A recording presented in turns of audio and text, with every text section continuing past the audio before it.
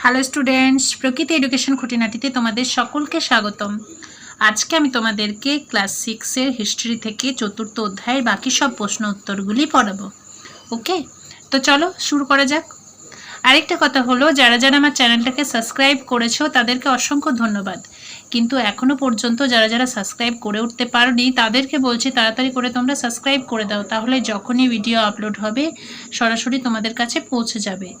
অবশ্যই তোমরা bell আইকনটাকে press করে নোটিফিকেশানটাকে অন রাখবে। ওকে, তো চলো এবার প্রশ্ন উত্তরগুলো দেখে নিই। দেখতে পাচ্ছ তোমরা, প্রথম প্রশ্ন আছে, আদি বৈদিক মানুষের বাসস্থান কোথায় ছিল? উত্তর হবে আদি বৈদিক মানুষের বাসস্থান ছিল নদীর কাছাকাছি এলাকাগুলিতে। পরের প্রশ্ন, ভারতে বৈদিক সভ্যতার স্রষ্টা কারা? উত্তর হবে আর্যরা ভারতে বৈদিক সভ্যতার স্রষ্টা। পরের প্রশ্ন, সমাবর্তন অনুষ্ঠান কি? উত্তর হলো বৈদিক যুগে 12 বছর ধরে গুরুর গৃহে পড়াশোনা শেষ হলে যে অনুষ্ঠানের মধ্য দিয়ে ছাত্রদের স্নাতক বলে ঘোষণা করা হতো তাকে সমাবর্তন অনুষ্ঠান বলে। পরের প্রশ্ন, বেদের অপর নাম কি? উত্তর হবে বেদের অপর নাম শ্রুতি। পরের প্রশ্ন, রত্নিন কাদের বলা হতো? উত্তর হবে ঋগ্বৈদিক যুগে রাজাকে প্রশাসনিক কাজে যারা সাহায্য করতেন তাদের বলা হতো রত্নিন। পরের প্রশ্ন হলো, ঋগ্বেদে জন, বীজ প্রভৃতি শব্দের মাধ্যমে কি বোঝানো হতো?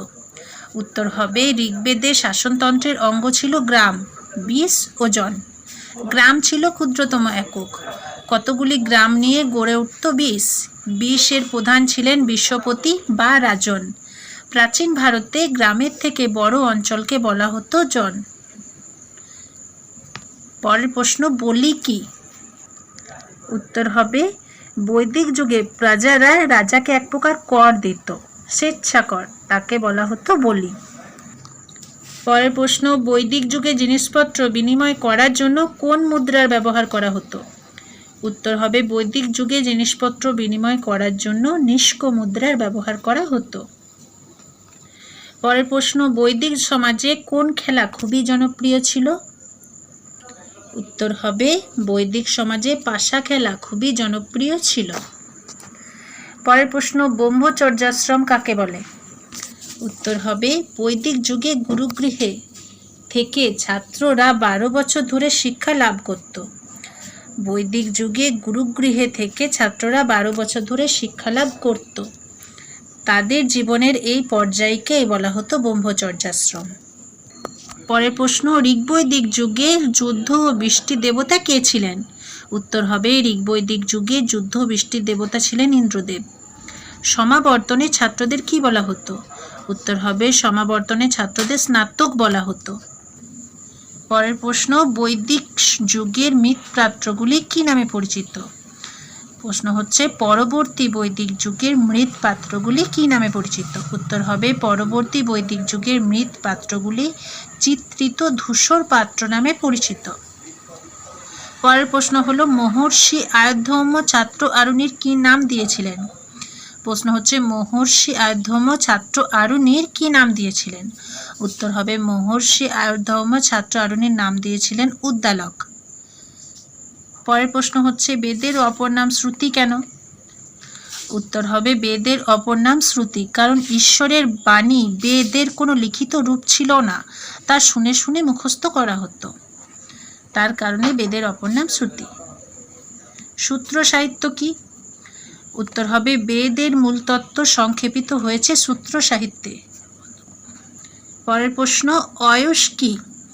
ঋগ্বেদে অয়স নামে একটি শব্দের উল্লেখ আছে। পণ্ডিতরা এই অয়স বলতে লোহাকে বুঝিয়েছেন।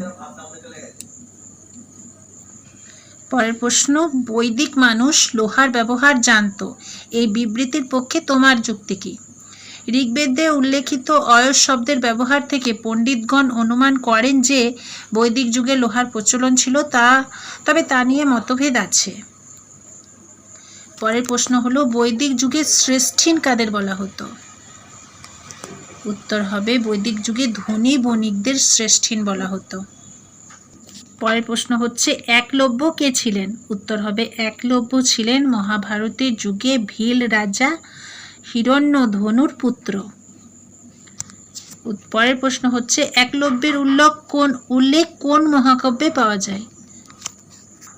উত্তর হবে একলব্যের উল্লেখ মহাভারত নামক মহাকাব্যে পাওয়া যায়। পরের প্রশ্ন একলব্যের বাবার নাম কি? উত্তর হবে একলব্যের বাবার নাম হিরণ্যধনু। পরের প্রশ্ন হচ্ছে বৈদিক যুগে গুরুদক্ষিণা কি ছিল? উত্তর হবে বৈদিক যুগে গুরুদক্ষিণা ছিল গোদান। পরের প্রশ্ন হচ্ছে সত্যকামের মায়ের নাম কি ছিল? উত্তর হবে সত্যকামের মায়ের নাম ছিল জবালা। পরের প্রশ্ন হচ্ছে কোন সময় বৈদিক সাহিত্য রচিত হয়?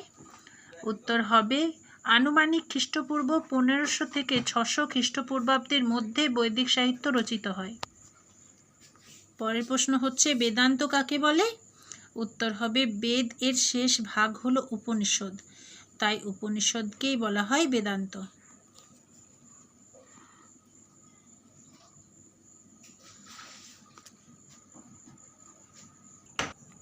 আমার প্রিয় ছাত্রছাত্রীরা, আজকে এই পর্যন্তই থাক। ভিডিওটা কেমন লাগলো কমেন্ট করে জানাও। ভালো লেগে থাকলে চ্যানেলটাকে সাবস্ক্রাইব করে দাও, বেশি বেশি করে বন্ধুদের সাথে শেয়ার করো, লাইক করো। ঠিক আছে, কথা হবে পরের ভিডিওতে। টাটা।